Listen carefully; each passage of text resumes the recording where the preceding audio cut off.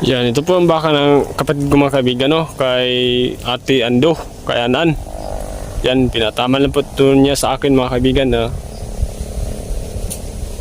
Yan, ito yung anak niya mga kaibigan. Binigay ito ni Anan sa akin, sa aking ate. Masipag po yung dalawa mga kaibigan, si Inin saka si Anan. Yung ibang baka namin ay nabinta na rin mga kaibigan dahil pati na ang kabayo at saka mga baka at kalabaw ay nabinta na rin. At yung kabayo kahit murang-mura lang yun ay binibinta ko na lang kasi may importante lang po tayong binili. Praise God.